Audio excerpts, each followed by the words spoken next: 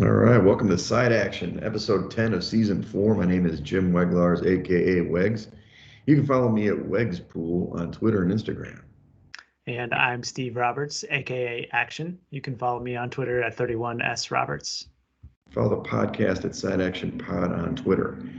Action, we're back. We're on Friday. I'm sorry, everybody who's usually listening to us on Friday morning commutes, but you had a big outing last night with commissioners or whoever trying to rub elbows with the bigwigs.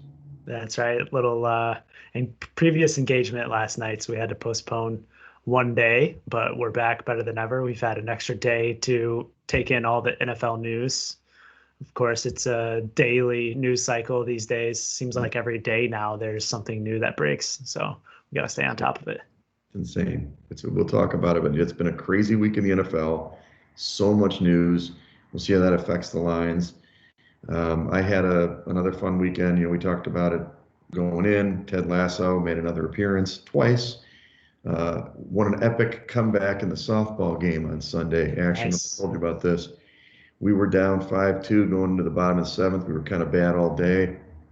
Maybe there was a questionable call at first that I argued our way to get somebody on first base. They were safe. Then we proceeded to load the bases, force a couple of errors. We came back, won 6-5, going away, and it was because of the believe sign action. We were all hitting the believe sign that Ted Lasso had out there, and the other team was salty as hell, but we got the win. So another great volleyball outing on the softball diamond this time. And was there a big Halloween extravaganza party afterwards, or? Well, people were supposed to dress up for the event. I was one of probably like 8 or 10 who did. I went to a Halloween party on Saturday night. That was a good time at the Godfrey Hotel, kind of an upscale hotel. Pretty cool venue. Needed a dance floor. If they had a dance floor, that party would have been awesome. Plus, he didn't play the good stuff till the end, but we had a good time. They had some interesting cocktails. I drank a cocktail that was coming out of like a blood infusion bag. It was like a kind of a haunted hospital situation in there. But Ted was popular. Got some photos with some people again. Saw Roy Kent and what's Nice. her name? What's her name? Kelsey. Kelsey. Right? Yeah. So they were at the party too. So it was a fun time. And I went to a little dating event last night, it wasn't that well attended, but it was kind of interesting. It was a red light, green light party, and it wasn't like Squid Game where you get shot. But Spoiler. they give you a wristband, and if you were a yellow, or I'm sorry, if you're a green, that means you're single, red if you're taken, and yellow if it's complicated. So Nice. went there And with, which one were you? I was green. It was funny. They gave us the green one, and then it turned yellow. Me and the two other guys I went with, all of ours kind of got yellowish, and we're like, "Whoa, wait a second. We're not going. They're not getting downgraded to, complicated." So we had to swap out and get a new one, get a green one. So Yeah, can't give any mixed signals there. yeah, sometimes it's better, but anyway. Well, let's jump into this here. What was it? Bleacher's show on Halloween? Oh, yeah. Melissa and I went to see Bleachers at the famous Fox Theater. It was the Fox Theater on Sunday, and Nice. lots of costumes in the crowd. We didn't dress up, but it was a great time as well. Nice little Halloween outing. That's awesome. And you got another note here. Welcome, Florida, to the world of sports gambling. Yeah. You're late to the party, but there's always room for one more. Yeah, I think I counted either 28 or 29 states now, and they took their first legal sports bet on this past Monday, November 1. So Okay. another big population in terms of sports fans. I'm sure that Florida is going to rival many of the top states each month in terms of New Jersey, Nevada, and Michigan, really, that are leading the numbers in terms of sports gambling handle every month. Yeah, a lot of D-gens up in Michigan, apparently. Well, we have like 17 different sportsbook operators, so there's lots of opportunity here in the land of the blue. Lots of apps. Yeah, exactly. Lots of outs. That's awesome. All right, well, let's go into week 8. Just our normal recap. We've got the underdogs came back this week, 10-5 against the spread. That's impressive action. 7-3 in the road dogs. So it was definitely a road warrior situation. The unders were a little tighter this week, 8-7, and then obviously in general, road teams destroyed it, 9-6. So kind of back to that narrative we've seen most of the season where the home field advantage means nothing. Yeah. Yeah, and I mean the underdogs again are coming through. I think that was something to note. We've seen a little bit of a teeter-totter each week, so wonder if the favorites will come back this week. They might, it obviously depends on which teams are on the road or, on home, but we'll see. I mean, one of the home teams that did win was the Jets. So what can be said about that? I was going to Letdown note, spot yeah, for the right. Bengals. I was going to note that, in my little narrative that I've been tracking this season, again, if we can pick the side, we can do all right because only one game really came down to the spread. I mean, the rest of it was all, and that was Monday night, right? The rest of it was you pick the side right. If you pick the dog to win outright, you'd be okay. If you pick the favorite and they won, they usually covered. So it's kind of a weird narrative. We'll see if that continues as the season goes on, but I thought the lines would be getting tighter and this number would change, but it's still been in that kind of upper teens range of games in the season. Well, let's start the highs, even though it becomes a low later. The Packers take down the Cardinals in a tough spot without Devontae Adams, who had COVID, and Alan Lazard. They actually won the game outright and gave the Cardinals their first loss on the season. They won 24-21, covering that spread. Of course, we'll talk later about Aaron Rodgers and his debacle. Yeah, I mean, definitely a huge win for the Packers. It keeps them near the top for that number one seed in the NFC. But I mean, you got to say that the Cardinals probably should have won that game driving late down into the red zone, and they surely at least had a chance at a field goal. And if it weren't for AJ Green just totally taking the play off, they probably could have gotten into the end zone. So, Mm-hmm. really kind of an interesting outcome the way it goes into the final season tally, keeps the Packers kind of high. Well, at least they were, and Mm-hmm. and the Cardinals take their first L on the season, and Kyler Murray got a little bit banged up. So we'll talk about that later as well. Yeah, he's a key to their handicap. We'll talk a lot about that later, but he wasn't quite right. He hasn't been last couple of weeks. It's been a little weird for him, and we saw this last year. I mean, he's a little guy, so Mm-hmm. as he gets a little dinged up, it's just a different approach. I was, or you, I think you put this one. Yeah. Pat, Paul, Pete, whatever that dude's name, Mike. Oh, Mike White. Yeah, Mike White, the guy we couldn't get right last week, throws for 405 yards, which is like the second most as a starter, first start in the NFL in like history, basically. At least Cam Newton had more, I guess, in his start. And he was incredible, but a lot of it was short passing against Mm-hmm. that Bengals defense to kind of get the ball out. 3 touchdowns. He did have 2 interceptions, but more importantly, he got the win and something that Zach Wilson has done all season. Yeah, they did get one win against the Titans, but certainly way better than Zach Wilson's performances. I Right. think I heard someone say that this is the first time in 20 years since Vinny Testaverde played that the Jets had a quarterback throw for over 400 yards. Yes, I So heard that. quite a remarkable game for Mike White. And I think I had heard the reaction that really a lot of credit goes to LaFleur for the game plan because they were keeping it short and White was throwing it to the back, Mhm. the rookie back throughout the game Yeah. and completing a lot of passes, as you can see from the high percentage of completions. Yeah, I mean, I think he had 14 catches, the back in question. So he's on your fantasy squad. Good for you. But Carter. we saw him, they yesterday they moved the ball. We were kind of talking a little bit, we already missed the Thursday game, but they were getting hammered in the game against the Colts, but they still completed a lot of passes. I mean, that Colts defense isn't that great against the Mm-hmm. pass, but yeah, I mean, they put in anybody. They put in Mike White got hurt last night. They got Josh Johnson throwing the ball. So maybe it is a Zach Wilson issue. I'm not really sure. I mean, they're not going to be rushing him back, aren't they? No, I'm not even really sure what the injury is, but I recall it was 3 to 4 weeks at least for the prognosis. Mhm. Another positive is the New Orleans Saints. I mean, we were on this obviously in our picks, but more importantly, I just think Tampa, they don't match up great against the Saints. It's kind of these matchup things we talked about. And, that front four can get pressure. They obviously bring pressure from the linebacking crew sometimes. And they just kind of have Brady's number. He did have 4 touchdown passes, but they've been able to beat Tampa 3 out of 4 times. Really should have beat him in the playoff game too last year. Dennis Allen seems to have the game plan to stop Brady.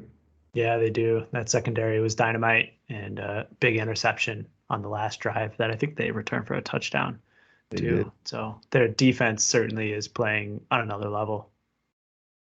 Yeah, a little surprised me that game went over the total, but yeah, that's Mhm. fine. We're not on the totals there, but definitely got the win in that one. How about the lows? The Vikings. Oh my. Nice. These guys, look, I kind of like Zimmer as a coach, especially when he first started, but it's like he hasn't evolved. I don't, you're playing against the Cowboys. They've got, what is the Cooper Rush? That sounds like a band or something. Um, and I don't know what kind of game plan they weren't trying to score. I mean, it was such a low scoring game, and they let Cooper run the last minute drive to win the game, and they lose outright.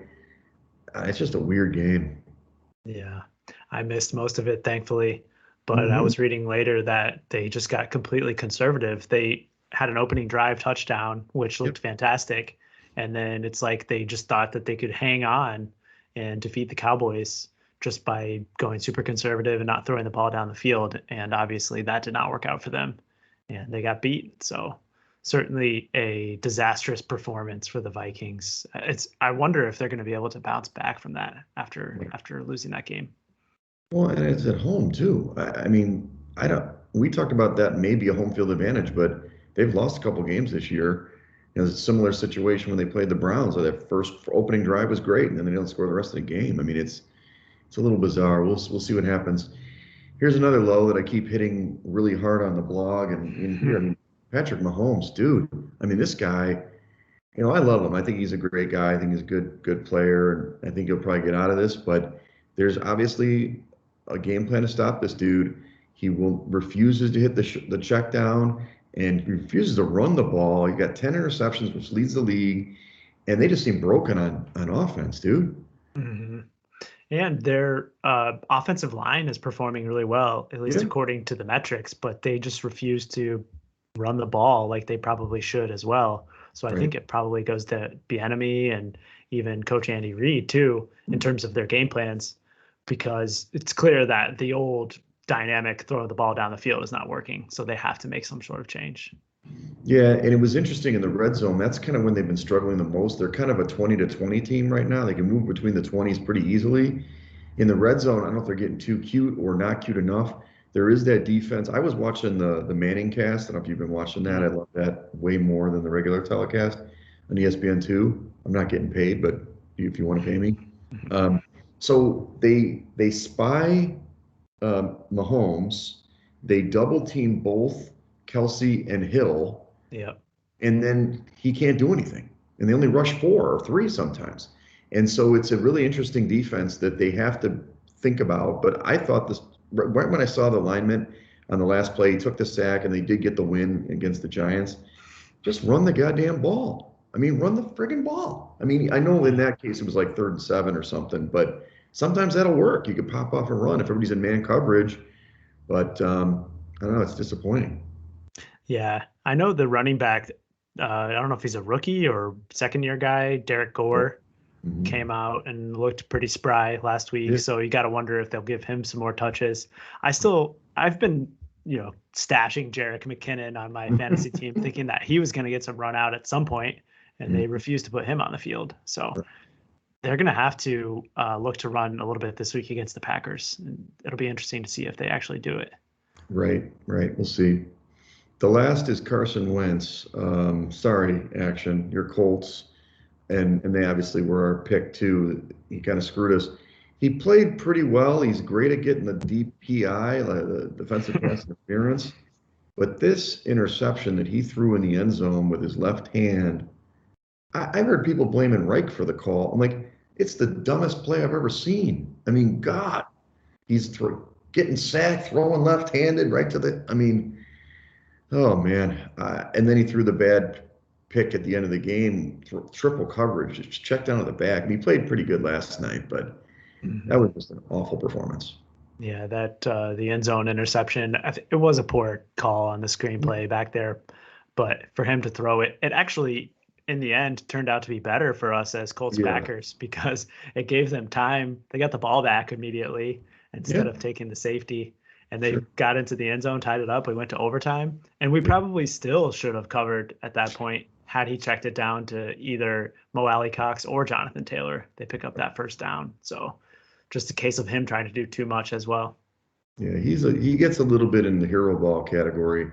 Hmm. And I just thought in the end, especially you don't know what's going to happen going forward, but them losing that game, I mean, they won last night, but they would it get that win. I mean, the Titans now with Henry's injury, which, foreshadowing, here we go. Henry's out for the season, basically. So, I mean, that gives them a chance, but now they're basically 2 games back effectively even if they get tied, they have to win. They have to be a full game ahead. Hmm. They can't split the series. So anyway. That's what we call transition in the industry action. So King Henry put it down. He had surgery on Tuesday. He's done for the regular season. Maybe back for the playoffs, so we'll see. But an interesting foot, injury that I'm not sure what it was. I don't know if it was a Liz Frank. I didn't really get the details on it, but he's out. Yeah, really tough loss for the Titans. And I've heard all kinds of speculation this week as to what he really means to the point spread, Mhm. because typically you hear from every gambler that position player can never be more than half a point or one at the most. Mhm. Quarterbacks obviously are in a different category, but I really feel that King Henry is probably up there in terms of value to his team, considering how much they like to use play action pass as well. We'll see Yeah. if Adrian Peterson can really cut the mustard and live up to Henry's high accolades. Yeah, if Adrian Peterson can transport himself like about 6, 7 years ago, sure. But the thing about him, why he was just not just difference maker, just running the football. I mean, he can take anything to the house. He's getting these short screens and going to the house. I mean, it's completely going to change the dynamic of that offense. So we'll see what happens. I do think it actually might help a Tannehill who's going to probably run a little bit more, and AJ Brown. I mean, hopefully Julio that goes to Julio Jones can show up again, but it's going to hurt the Titans in the long run, no question. Yeah. We've already talked about Murray. Murray obviously looks like, well, from the line, we think that he's probably not going to play, right? He's not officially out, but I mean, the line is telling you the story right now where it's flipped from, they were the favorite and now they're the dog in that game. Yeah, I mean, we've seen the move just like last week with Dak. It's almost lockstep, the same Right. exact timeline. He also hasn't been present at the open portions of practice this week, even through today, Friday.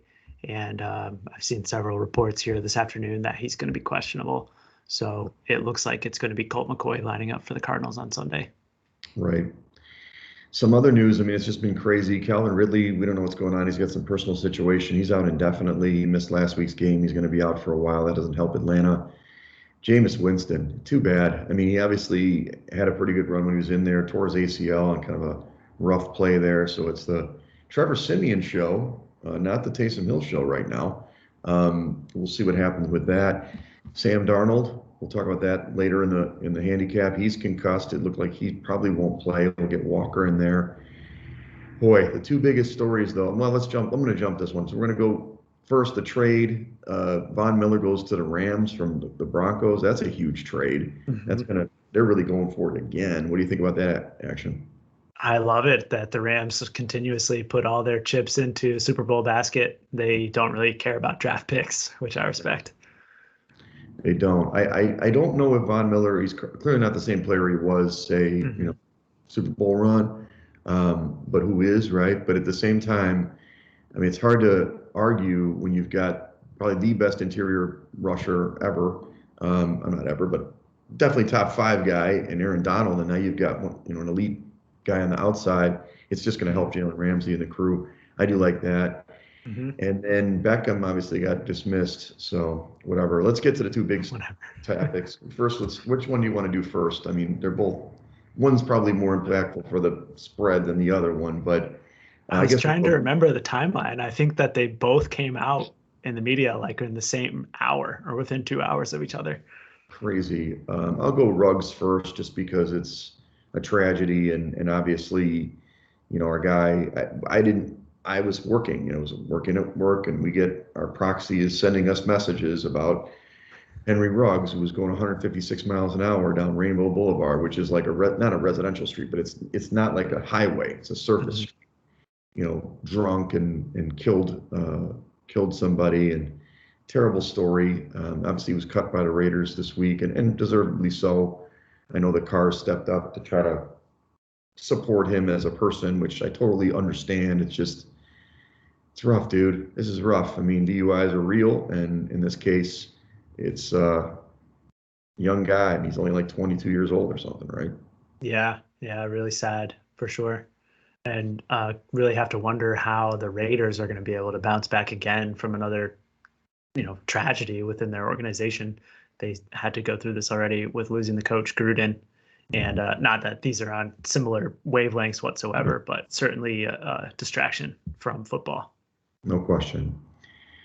And then the biggest one for the point spread probably is Aaron Rodgers. I mean, this dude, I think it's interesting. Everybody knows the story probably by now that he was immunized by some sort of homeopathic forsythia. Have you ever seen that one movie, was it called Contagion, where they had this like kind of phony cure called forsythia that they were pimping out, and it actually didn't work. I kind of envisioned that he was taking forsythia. But anyway, he says straight up to the reporter way back and basically got denied by the NFL in his exemption, but he wasn't following any of the protocols. So, he's obviously got COVID. Yes, he was John Wick. Who cares about that? But what do you think about all this? I mean, I heard he can't get suspended. I heard that he can't get suspended, but the organization get fined. He's obviously going to miss at least 2 games, but. Do you mean there'd be no suspension under the league rules for breaking protocol? That's what I heard. Okay. I heard that because the Players Association or something would just jump all down their throat, but they can definitely fine him in the organization because they didn't follow protocols. Yeah. Well, I do know for sure that due to his unvaccinated status, that he's out for a minimum of 10 days for team activities. That's right. So the earliest that he can return to the organization would be next Saturday, which is obviously one day before they play the Seattle Seahawks next week.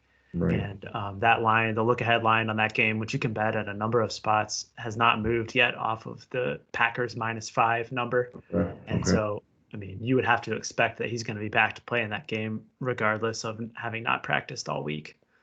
And, right. We just have to kind of move forward with that thought process.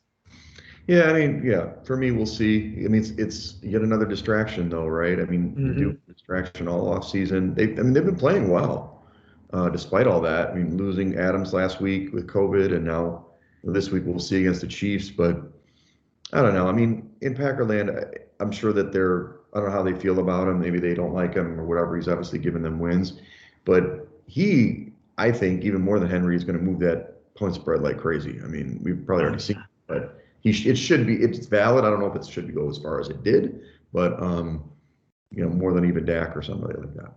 Yeah. I mean, the number we can talk about it when we get to that game, but you're talking like 8.5, 9 points now on the move. That's right.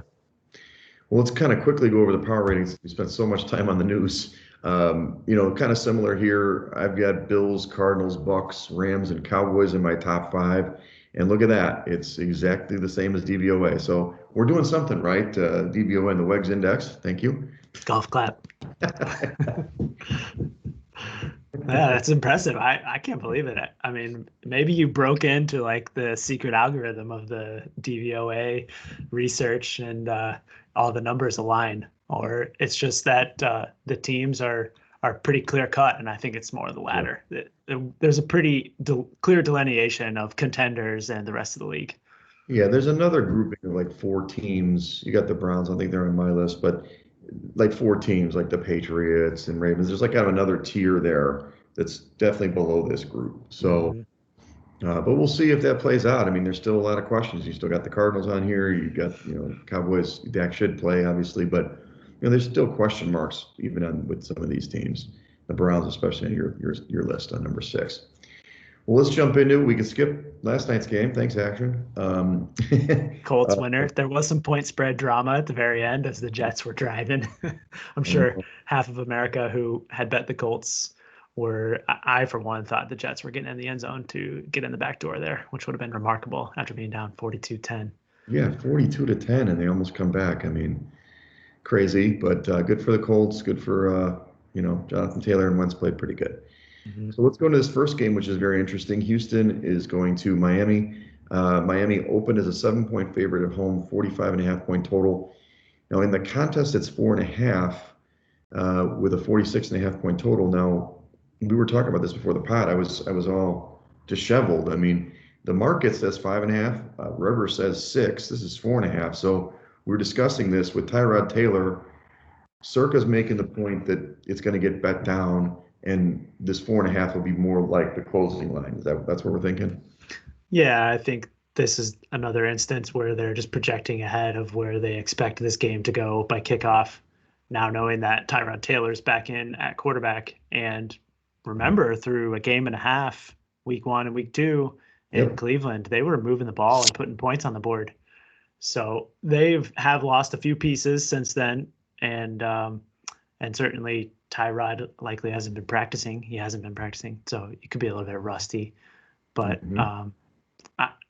I think that there'd probably be only one way to look for me on this game, and that's with Houston, because I don't trust Miami and Tua in the slightest.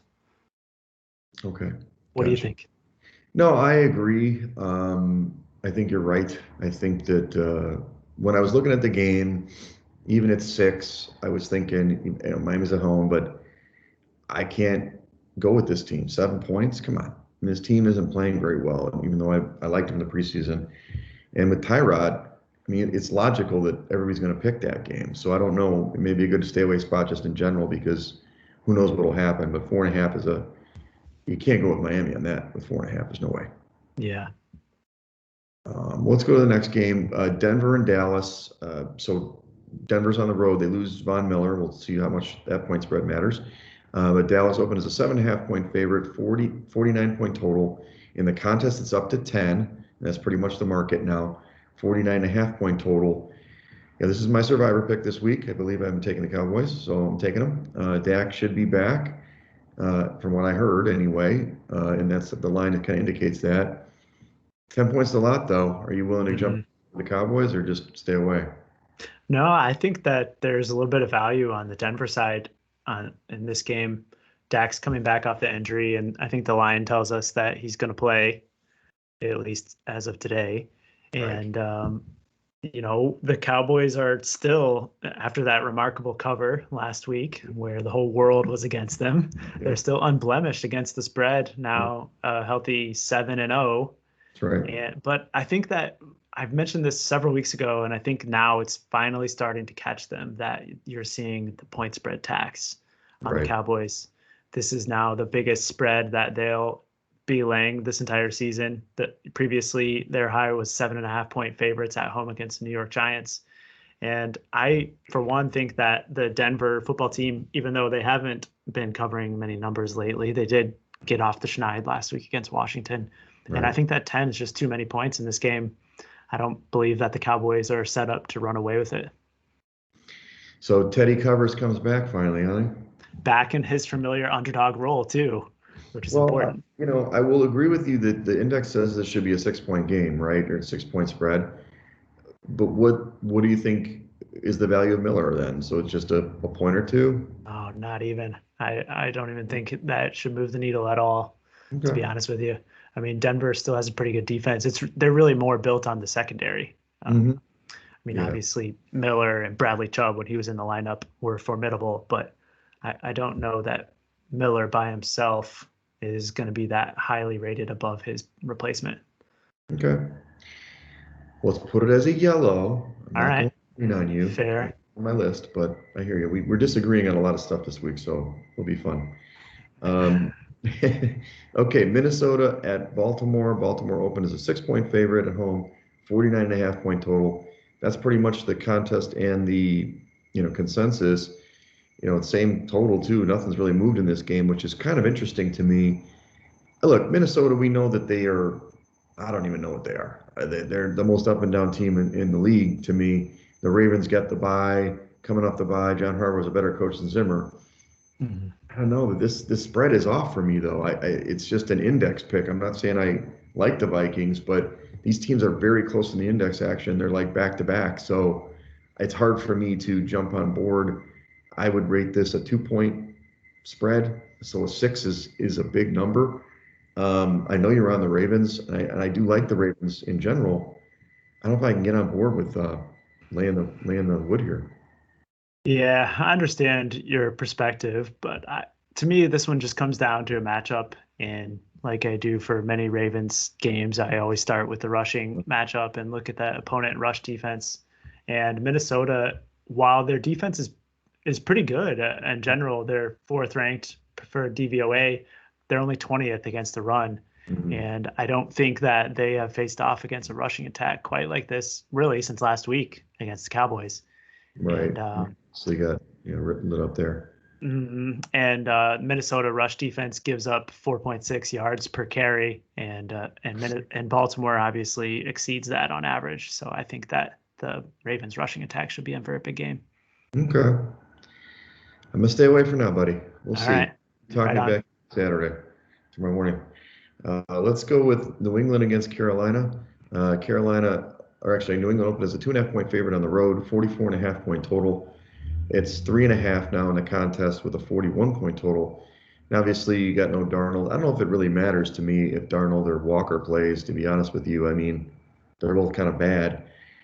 I don't love I know you love the Patriots. I know you've been on the Patriots band all season. Um, I don't love them being favored on the road, especially with a hook. And again, I think they're going to win the game. So I guess I should go with my initial. Hey, they win the game, they cover. But in the index, this is again another one of these index deals. I don't love the spread here. I'm not saying that they're going to lose, but I don't know, man. It seems like a little heavy to me for the line for a team that, I mean, yeah, they won a big game last week, got a pick six, but I don't know. I guess PJ Walker sucks, so it's the Belichick angle against a bad quarterback, right? Yeah, and I'm gonna disagree with your rating on the two. I think PJ Walker is a significant downgrade from Darnold, Mhm. even though he's been playing a little bit worse recently. Darnold, that is. PJ Yeah, Walker in his one entry into the game against the Giants was awful. And in fact, I think of all the quarterbacks who have gotten into games this year, he has the worst QBR of all of them by a significant margin. right. And I think that if he ends up suiting up, which I think it appears that may be the case because Darnold still hasn't cleared protocol, then I think the Carolina offense is in for a world of hurt against Belichick and that defense. I did read that Christian McCaffrey is going to be back this week, so certainly that gives Walker a little bit of an outlet out of the backfield, Yep. and I'm sure he'll get involved in the pass game as well. But I do like New England here. I think realistically that if Walker starts, this game should be more like six. So I think there's some value on the Patriots there. Sam Darnold is worth a 2.5 point move. I think so. Yeah. I mean, compared to his replacement, Yeah. if there was a legitimate backup quarterback, like Sam Ellinger of the Indianapolis Colts, then maybe we're talking about something different. No, I'm just kidding. Well, But Cam Newton's on waivers. that's right. Heck, reunited and go up against his old team. That would be something, huh? Yeah, yeah. Okay. Well, I mean, I know I understand the handicap. It makes sense. I just kind of feel like I don't know. I mean, everybody's on board. Maybe again, Carolina's defense is pretty good. Yeah. I don't know how good, Mr. Mac Jones over there, he's got his jersey on underneath that Purdue hoodie. I think he's going to struggle in this game. So maybe you're right. Maybe they win 10-3. I don't know. I mean, it could be an easy win, 17-7 or something because they can't score, but we'll see. I I, guess that's where I I'm will backing. say though, on that side of the ball, the New England Patriots against Carolina defense, they've been running the ball a lot more recently. Damian Harris has Yeah. really gotten some more workload, and the Carolina defense, similarly to Minnesota, is ranked 19th in Okay. rush DVOA. Mhm. So I think while Mac Jones may have a little bit of struggle throwing the ball down the field, I expect this game is going to be pretty low scoring. I really love the under and the first half under 21 as well. Right. We'll throw that in there, but I think New England should be able to have some success on the ground, keep the clock moving. Okay, I'm staying away now. We'll probably have to pick one of these games at some point, but Right on. you know. All right, Buffalo goes to Jacksonville. Buffalo's schedule a little easier than I thought. So they 10.5 point favorite opener, 49.5 point total. There's your ambulance action. I know you're worried about it. Buffalo is now 15 in the contest on the road, 48.5 point total. Look, we rode them last week. They did cover the number for us barely. Got a little bit tight, Miraculously. but they did it. This number is pretty much right where I've got it. I had 16. I mean, it's a really good team. That's a lot of points, dude. I hate Jacksonville, but that's too many, right? No, I don't think so. I Guy. I I backed the Jaguars last week, or no, we talked about it, and they got thoroughly trounced Of course they by did. the league's worst defense in Seattle, coming off of the bye. I I couldn't have been told you this, though. I told you that. You didn't listen to my handicap. I know, I know. Regrettably, that was like the one big loser I had last week. But um, now they're going up against the league's number one defense in the Sure. Buffalo Bills. Number one across the board. Pat, all right, fifth in rush DVOA, but nearly every other category Oh per yeah. Football Outsiders, the Bills defense is number one. And on the flip side, the Jacksonville defense is number 32. Oh So yeah. I think this should be a pretty wide margin, even more than 15 points. I would consider playing it as a little contrary play. Okay. Well, that one you might be able to talk me into because I do trust the Okay. Bills. Um, whew, so many points. Okay. What was it, 14.5 last week or 13.5? I think it was 15 in the contest as well, and they won by 16. You're right. It might have been 14 in the hook. Yeah, yeah. So let's put it as a yellow. It's like keep riding the Bills. And, we mentioned it last week too, and the same handicap applies. They have no trouble putting their foot on the gas. You No, saw late last week, there was like a minute left when Josh Allen scrambled for that touchdown in the cover. So they have no issue putting points up. no, I know it's true. They're going for it. They're going for it. Okay, put it as yellow. Here we go. Big AFC North battle. Cleveland going to Cincinnati. So Cincinnati opened as a 3 point favorite at home, 45 point total. Now it's 2.5, 47 point total. Baker is playing. No, Hmm. he is. Okay, he's playing. He Yeah. didn't play well. The Steelers No. just stuffed him last week. You got Odell Beckham, which is probably better. Get him off the team, get the distraction gone. I mean, Chubb's healthy. I don't know, man. This Cincinnati fell on their face, and I think that we kind of maybe saw that coming. I mean, not that they were going to lose, but maybe a little too high and mighty for themselves. I don't know, man. This is a tough one. On paper, it's probably the right spread to me. So I don't know if there's a lot of value here. It's a pick 'em in a division, and it's inside the three. So they did a good job in this contest. Yeah, I think this is a good number too. I I really want to lean to the Bengals, Mhm. and I mean that just comes down to comparing the two quarterbacks and how they've played this year. I think that Burrow has been light years better than Baker Mhm. throughout this entire season, Yes, man. and you would logically seem to think that the Browns would turn to their running game in this matchup, and the Bengals have a really good rush defense. So I probably lean to the Bengals, but and I really would like to think that they just got caught in a massive sandwich spot last week. They did between the Ravens game and then looking ahead to this Browns matchup in the division. And so you got to think that they're going to play better this week. But it is a really tough game to pick. Um, Well, the Browns have to win. I mean, they're 4-4. mhm, They right. got to win this game. I mean, this is. Definitely. I'm not saying they're not going to make the playoffs if they lose, but they're getting in that situation, right? They lost to the Steelers already. They lost. They played the Ravens yet? Maybe not. No, Played. they play him twice down the Okay. stretch. So I mean, these are big games, and I haven't seen the Cleveland that we thought they'd be. Hmm. So I don't know. I'd prefer to stay away just because. I mean, it's going to be a fun game to watch, probably a grudge match, but I kind of Right. like these AFC North games. They usually are pretty competitive. Obviously the Ravens Bengals weren't that competitive, but usually they are. I think that's probably a good game plan for us. The one thing I do want to monitor is the Browns' secondary injuries. Denzel Ward ended up not playing last week, and I think he's going to be key in this matchup against that Bengals passing attack. Right, right. Let's talk about this one. The Raiders are going to the Giants. Raiders open as a 2.5 point favorite on the road, 47.5 point total. It's 3 in the contest. The total ticked down to 46.5. I know you're on the Giants, or at least in the write-up here. Look, I don't know, man. I've heard a lot of different things, but I'm just going to try to trust the index. The index went 6-1 last week. I mean, it was incredible. I'm not saying Nice. do it every week, but the Raiders are a much better team than the Giants, period. So let me just put that out there. The 3 is actually a good number. I mean, I hoped it was 2.5. But Mhm. more importantly, the Giants, from what I've heard, have zero home field advantage. They did beat Carolina, yes. They're a much better road team. They're a road dog team. And obviously they have won games at home, but you think that it's going to be another because it's West Coast going to the East Coast, and because of this Ruggs thing, they'll be shaken up. I mean, he does influence the offense, obviously, but Mhm.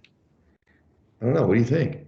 Yeah, and he and Carr were starting to build some rapport. Mhm. Obviously, that came out directly in his press conference yesterday. Yep. Um, so I do think that he's going to be a loss, but I don't think that on the football field it's really going to impact the Raiders' offense too Right. terribly. The bigger concern I have is just their history in these games coming out of the bye. They're 3 Oh, and yeah. 15 straight up coming out off the bye in the last 18 years. I heard So that. it's pretty it seems like it's an organizational thing. And then couple that with the fact that they're traveling to the East Coast and then add the Ruggs drama on top of that. I just think it's a really tough spot for them to come and give their A game. And Right. I've just so many times have seen the Raiders fall flat on their face, and I would just hate to lose one on our card due to that. I don't really like the Giants though, to be honest with you. I'd prefer probably just the Raiders or pass. Yeah, it's probably a pass. I mean, I'm not all on the Raiders, but yeah, pass. The Giants had a ton of COVID scares this week too. I think their defense or running backs coach did test positive twice, so he's certainly out this weekend.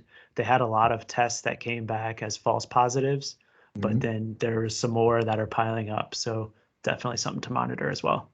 Hmm. How about this one? Can I interest you in a New Orleans against Atlanta matchup? Uh, you've got New Orleans is open as a 5.5 point favorite at home, 45.5 point total. Now they're 6.5 at home, down to 42.5. Obviously, Ridley being out of the Atlanta lineup hurts them quite a bit. And you've seen that so far.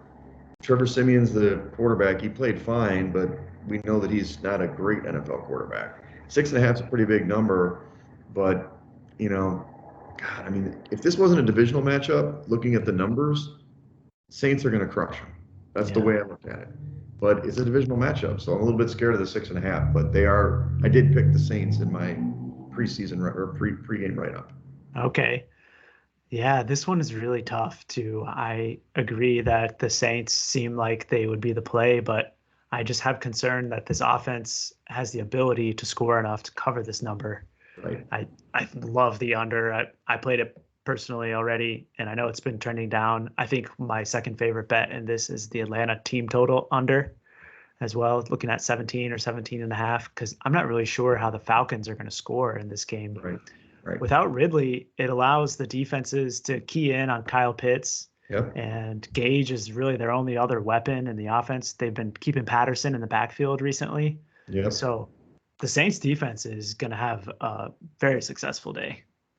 What's the Saints ranking in DVOA? Are they one or two, or they're behind Buffalo, I guess, in the defensive They're score? third ranked in defensive DVOA. Arizona's at second.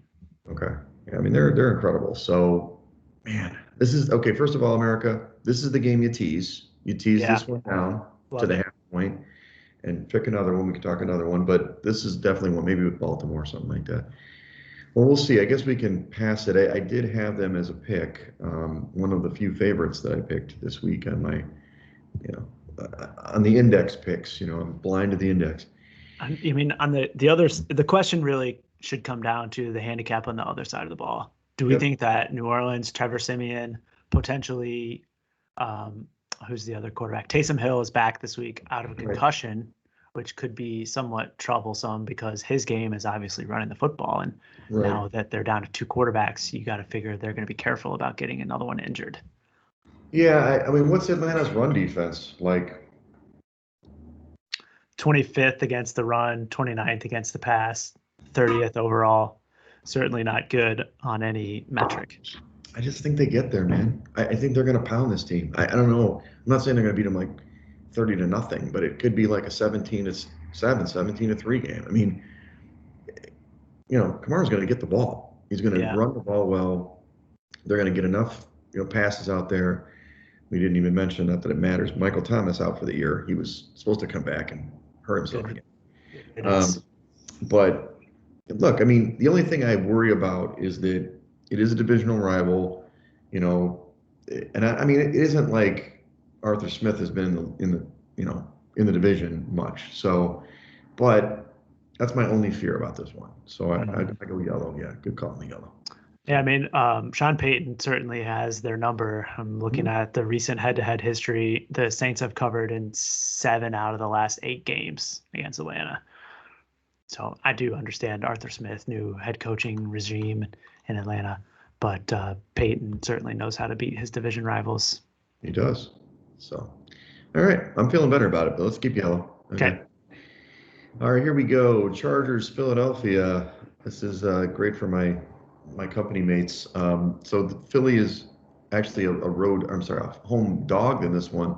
The Chargers 3-point favorite on the opener, 50-point total, but it's down to 1.5 on the road for the Chargers, and still 50-point total. Originally, I liked the Eagles in this one because actually they're better in the index, which is this is what happened. But sometimes that doesn't always work. But I don't know, man. The Chargers, they've definitely taken a dive after getting the big wins early. Now it seems like they're hitting the skids. But the Eagles, can they run the ball? And this is the thing about the Chargers. Can they run the ball? Because they're not really a running team.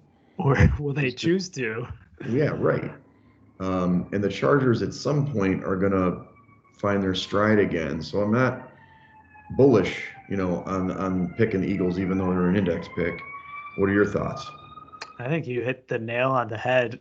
This handicap comes down to whether or not the Eagles will run the ball or I know they'll have success because the Chargers run defense is a big problem for them. They're 32nd ranked against the run, and they're giving up 5.1 yards per carry to their opponents. And Philadelphia certainly is capable. The thing is, they just are only running the ball on 35% of their snaps. Right. So, and that's with a running quarterback. Yeah, and they're without Miles Sanders now too, which makes me wonder if they are going to shy away from it again. But surely Sirianni and his offensive coaching staff know what the splits are too. Right. So you have seen, again, week after week after week, there are some groups in the pro betting industry that love the Eagles. I think that the number has moved their direction in every game this season. And again, this week, it's now trending towards pick 'em. I don't know what the current number is, but I think it's better than the 1.5 in the contest. I see 1.5 right now. But, okay. It's funny. In the past, remember, we've had these teams like this. Last year was the Chargers. Remember, the Chargers were the best team. It's like role reversal. They were a bet on team. Who was the other team last year? It was like everybody bet on them, but they couldn't win. The Eagles could win. I mean, they could win the game. We'll see. But I can't back the Eagles here. I think it's a Chargers or pass, even though it's an index pick. So I'm going against you, index. Sorry. But I don't know. It's hard. If the number was bigger, if it was stayed at the 3, I would be all over the Eagles. But I just don't like that short number for the Chargers. I agree with you. I think it's going to be contrarian too, given the news and the move this week. What do you think about the Chargers offense matching up against the Philly defense? Do you think that Herbert and company will be able to have success on that side of the ball? Well, what has been stopping this offense? I don't understand. It was like gangbusters for 4 weeks. Yeah. And then now it just seems they must have figured something out. I know that Herbert is turning the ball over more. I mean, you expect that against the Patriots to get confused and stuff. But the Ravens, I got the spot because they went across the country. It was they had the big win, the letdown spot.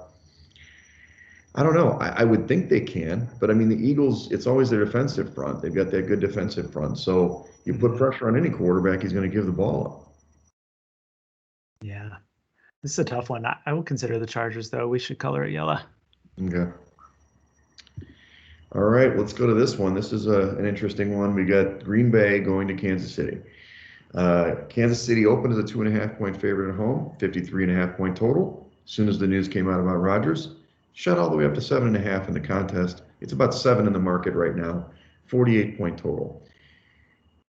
I can't back the Chiefs. I mean, Jesus Christ, dude, this team sucks. I don't. We talked about it.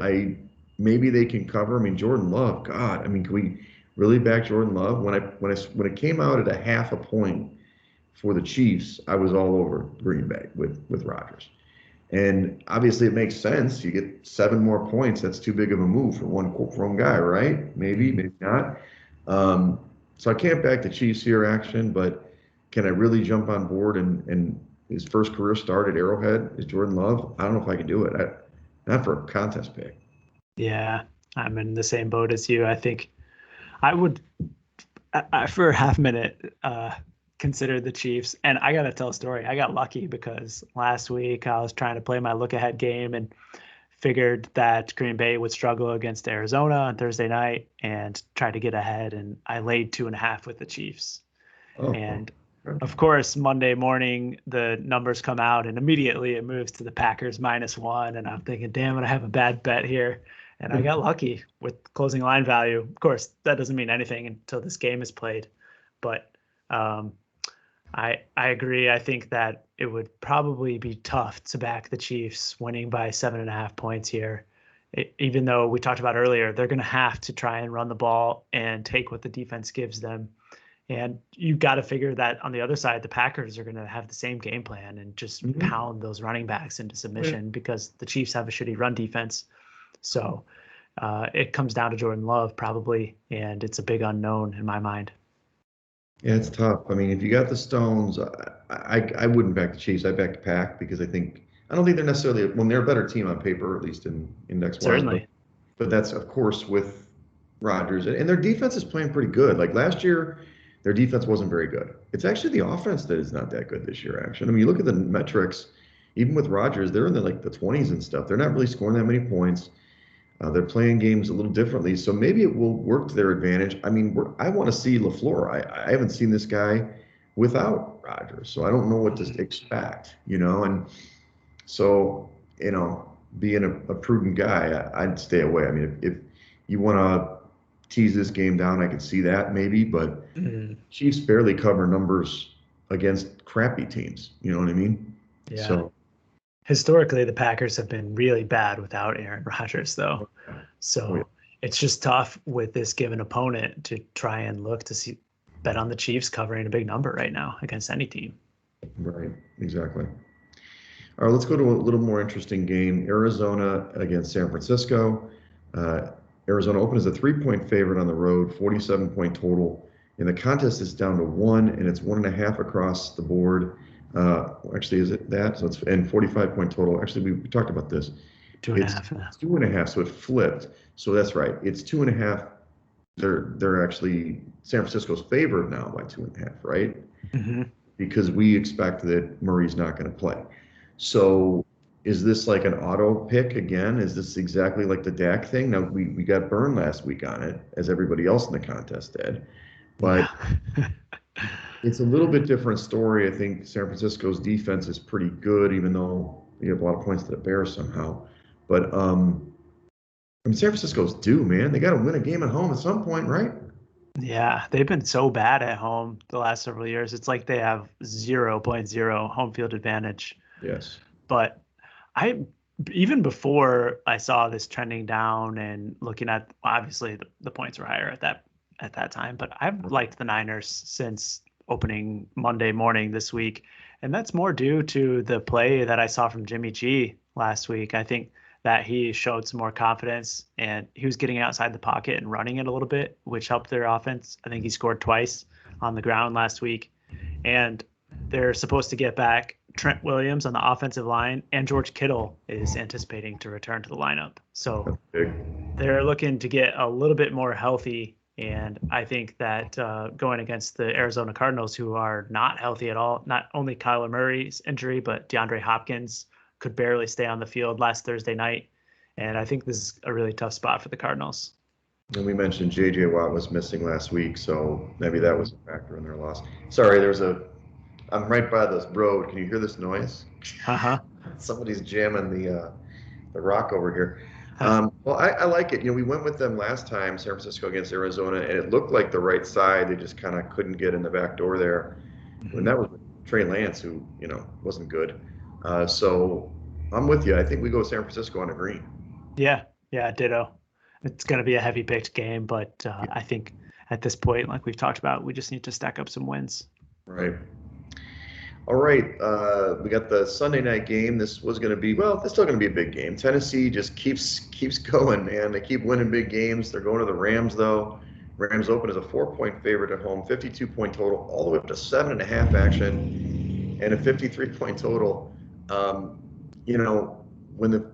Before all the Henry news, I was definitely going to be on the Rams side, no question, because this kind of incredible mystery tour that they're putting on for Tennessee, it's not smoke and mirrors, but metrically this isn't a very good team. They keep winning these games. It's kind of a mystery. This team's okay. They're really good on offense. Their defense is terrible. So at some point the luck's going to run out. It's definitely going to be this time 7.5. I hate the hook action, but I might still get on board. It might just be a popular pick. Yeah, I really like the Rams too, and obviously wished that it wasn't a 7.5. I think that obviously Henry is going to be a huge downgrade for the offense, right. And Julio Jones is also going to be out again this week. So now that's going to let the Rams just key in on Brown. I have to figure that Jalen Ramsey is just going to line up and take Brown out of the game. So without that as the offense, I don't really see how the Titans are going to be able to do much moving the ball or putting points on the board. And on the flip side, the Rams passing game has just been lights out this year with Cooper Kupp and Stafford's connection. I don't see how the Titans are going to stop them. So I would like to back the Rams here and put our money down on that 7.5, even despite the number. Yeah, me too. So I'm gonna backtrack a little bit. I'm gonna say my teaser is the Saints and Rams this week. Nice, like it. So yeah, it's an auto pick for me for the Rams. Good. Hey, we like greens. I like greens. One other note I wanted to mention: this is an ultimate letdown spot for the Titans, coming off 3 massive AFC wins versus Buffalo, Kansas City, and Indy. Now they're going out of conference to play against the Rams. Like, what incentive do they have to play hard in this game? Right. Exactly. Totally agree. Action. They got to lose at some point. Okay, so last game, Monday Night Football, Battle of Blue Bloods, the Mighty Bears going to the Steelers. Boy, this game seemed a lot better in the preseason. Pittsburgh opened as a 5-point favorite at home, 40.5-point total. It's up to 6.5 for the Steelers at home and the 39-point total. So we're going to see a real beautiful offensive game here on Monday night. Only can take one side in the Steelers here, Action, but I don't know if I can back him with 6.5. We talked about Tomlin, and he's terrible at covering numbers. I don't know if I can back the Bears, though. And the Steelers' defense is still decent. You know what I mean? They showed it last week, and obviously Fields played really well last week, but this is going to be a rough outing. I'm hoping I'm wrong, but I can't back him. I can't back either team here. That's fair.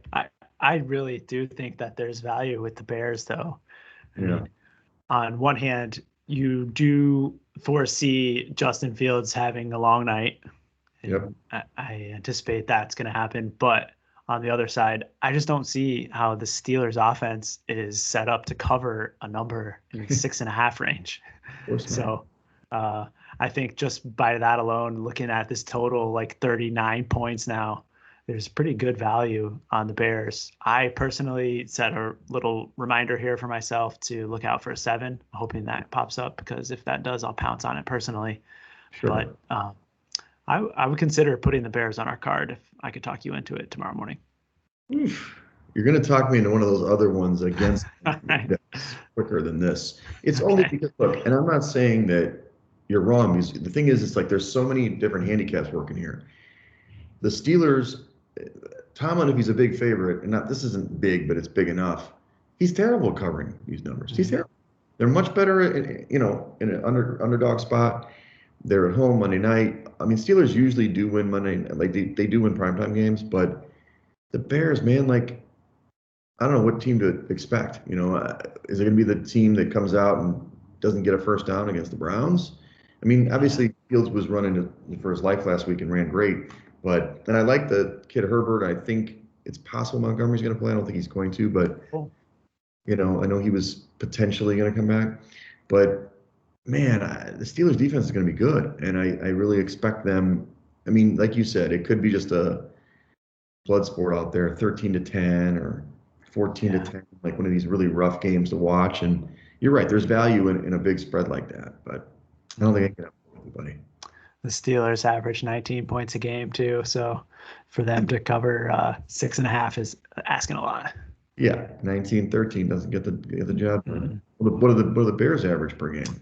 15.4. Exactly. There you go. That's why they're doing that mid-30s. Good God. I mean, the Bears' offense is like the worst in the league, dude. It's ugly, man. Ugly. I mean, thank God we have an offensive coach in Manning. I do like Herbert, but I think you're right. I mean, the Steelers have a great run defense, so you're gonna have to see Fields connect on some passes on Monday. Right. All right, well, let's kind of go over our picks, even though it was a little bloodbath. But let's go over the greens. San Francisco and the Rams. We're on the NFC West, guys. That's good. 2 greens. We've got some yellows here. We've got Denver on the road against Dallas because of that big number, and Dallas some point is not going to cover a number. Buffalo, laying the 15 on the road. Woohoo!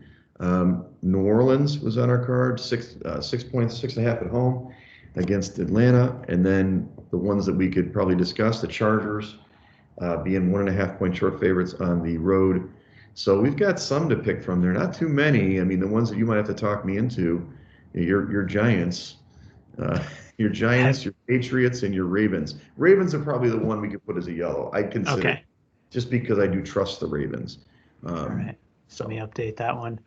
A lot of favorites here on our highlighted picks this week. I think the Denver Broncos are really the only underdog that we're considering at this point.